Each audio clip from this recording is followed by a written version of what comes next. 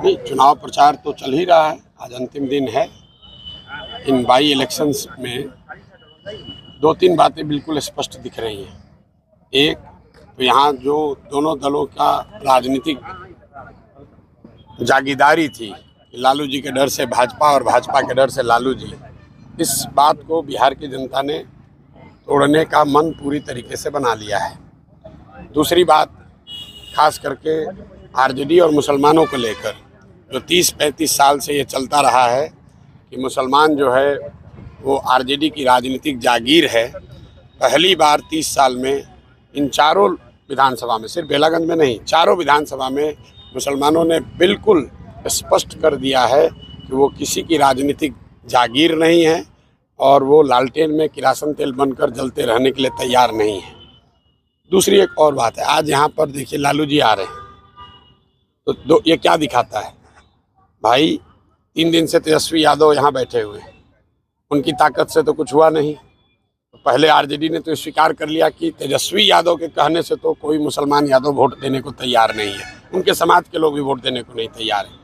और दूसरा, इसने लालू जी के चरित्र को बिल्कुल उजागर किया है कि जिन मुसलमानों के रहनुमा होने का आप दावा करते रहे 35 साल, एक बेलागंज में मुसलमान परिवार, एक सामान्य परिवार का लड़का चुनाव लड़ रहा है, उसको हराने के लिए आरजेडी के नेता लालू जी, उनके लड़के पूरी ताकत झोंके हुए हैं कि किसी भी तरीके से एक सामान्य परिवार का, मुसलमान परिवार का लड़का नहीं जीतना चाहिए।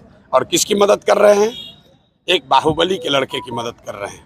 तो आप MY समीकरण की बात करते हैं, आप जिन मुसलमानों के वोट से इतने दिनों तक राज करते रहे हैं, उसी समाज का एक लड़का 7 महीने के लिए अगर उसको चुनाव जीतने का अवसर है तो उसको हराने के लिए, ये साधारण बात नहीं है। लालू जी लोकसभा के चुनाव में अपने बेटी के प्रचार में गए थे, उसके बाद वो बाहर नहीं निकले हैं और यहाँ पर आ रहे हैं। क्यों आ रहे हैं? कि कोई अमजद चुनाव न जीत जाए, कोई मुसलमान कहीं उसको वोट न दे दे, भले उसका एक बाहुबली का लड़का जीत जाए। और ये इनकी सच्चाई है, इनके चरित्र को उजागर करता है। तो परिणाम जो आएगा वो तो आएगा ही, लेकिन बिहार की जनता और विशेष करके जो यहाँ के मुसलमान साथी हैं, उन्होंने इनका चरित्र देख लिया है कि MY की ये बात करते हैं, इनको न किसी M से मतलब है, न Y से मतलब है, इनको खुद से मतलब है, अपने परिवार से मतलब है और अपने साथ जुड़े हुए जो बाहुबली हैं, ठेकेदार हैं, उनसे मतलब है। इनको यादव समाज के सामान्य लोगों से भी कोई लेना देना नहीं है। लालू जी भाई, यहाँ पर दूसरे जो प्रत्याशी NDA से लड़ रही हैं वो भी तो यादव समाज की हैं, लेकिन लालू जी को है भैया कुछ भी हो जाए, मेरा परिवार ही जीतेगा या मेरे से जो जुड़ा हुआ ठेकेदार है, बाहुबली है, वो जीतेगा। अमजद भाई कोई बहुत बड़े परिवार के लड़के नहीं हैं, एक सामान्य परिवार के लड़के हैं। यहाँ इन लोगों ने, आरजेडी को, यहाँ के मुसलमानों ने 35 बरस से वोट दिया है और एक बार उस समाज का कोई खड़ा है तो लालू जी को स्वीकार नहीं है। और यही इस बात को दिखाता है, इनके चरित्र को उजागर करता है। तो जब विनाश मनुष्य पर छाता है, विवेक पहले मर जाता है, उनका विवेक खत्म हो गया है और वो अपने आप ये दिखा रहे हैं कि उनका चरित्र क्या है और वो मुसलमानों के कितने बड़े रहनुमा हैं। एक बैठक में मुस्लिम बच्चे को आरजेडी के गुंडा लोगों ने, गुंडा एलिमेंट्स ने दौड़ा कर मारा है। वीडियो आप लोग के सामने है, ज़रा देख लीजिए आप लोग जाकर। क्या उस लड़के ने कहा था? उसने कोई बदतमीजी नहीं की थी।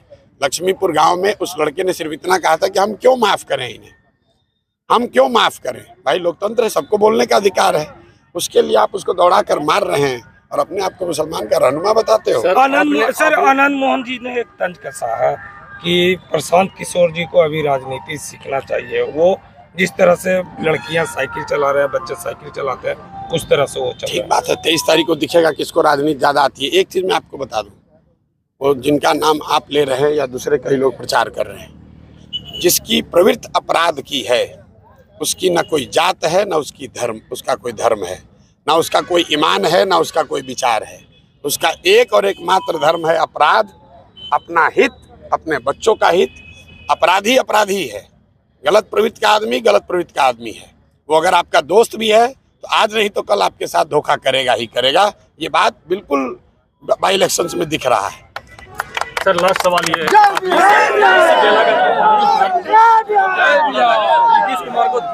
नीतीश कुमार को वोट ना देकर कि सुरेंद्र यादव के बेटा को जिताइए। नहीं भाई देखिए, ये पहले तो बात को आप तोड़ मरोड़ रहे हैं। हमने ये कहा कि नीतीश कुमार को तो किसी हालत में वोट नहीं देना चाहिए। क्यों? क्योंकि नीतीश क्या करेंगे आपको पता नहीं है। सुरेंद्र को वोट देना है कि नहीं देना है, ये जनता को क्लियर है कि आदमी की प्रवृत्ति क्या है, लोग जानते हैं। नीतीश कुमार कंबल ओढ़कर घी पीने वाले आदमी हैं। वोट आपसे ले लेंगे, फिर आपको ठग कर दूसरी ओर चले जाएंगे, दूसरा साइड उसको वोट देगा, फिर उसको ठग कर पहली ओर चले आएंगे। इसलिए नीतीश कुमार को तो सिरे से खारिज करना चाहिए। उसके बाद देखना चाहिए कि सुरेंद्र में और जनसुराज में लड़ाई तो यहीं पर है। आपको देखना है कि भैया आपको सुरेंद्र जी को देना है वोट कि अमजद जी को वोट देना है। नीतीश कुमार को वोट दोगे तब तो जो व्यवस्था चल रही है अभी, उसके लिए तैयार रहिए। जमीन का सर्वे के लिए तैयार रहिए। दाखिल खारिज में 20,000 रुपया देने के लिए तैयार रहिए। घर घर में जमीन के नाम पर झगड़ा होगा, उसके लिए तैयार रहिए। नीतीश कुमार को ही तो लोग गाली दे रहे हैं पिछले 2 साल से। जो लोग पानी पी पी कर नीतीश कुमार को गाली दे रहे हैं, वही अगर एनडीए के प्रत्याशी को यहाँ वोट देंगे तो आप क्या कर रहे हैं? जो आप कह रहे थे उसका उलट काम कर रहे हैं। इस नजरिए से बोला है। जाना हुआ बदमाश वो कम खतरनाक है, क्योंकि आप जानते हैं कि उसमें क्या कमी है, क्या गलती है। जिसको आप नहीं जानते हैं, जो कंबल ओढ़ के घी पीने वाले लोग हैं, उनसे ज्यादा सचेत होने की जरूरत है। मैंने ये कहा है, सुरेंद्र को वोट देने के लिए कहेंगे हमने। क्या लग रहा है? सुनिए, जनसुराज ने सुरेंद्र को जमीन पर उतारा है। उस आदमी के अहंकार को, उसके राजनीतिक वर्चस्व को अगर किसी ने चुनौती दी है तो जनसुराज ने चुनौती दी है। पहली बार आप देख रहे हैं कि बाई इलेक्शन का चुनाव हो रहा है, पूरी ताकत आरजेडी ने लगाई हुई है। क्यों लगाए हुए हैं? क्यों चिल्ला रहे हैं? क्यों बाप बाप कर रहे हैं? इसलिए कर रहे हैं कि जनसुराज ने उनके लालटेन से किरासन तेल निकाल दिया। अब कुछ बचा है नहीं, बत्ती है थोड़ी बहुत जलेगी, टिमटिमाएगी, बुझ जाएगी।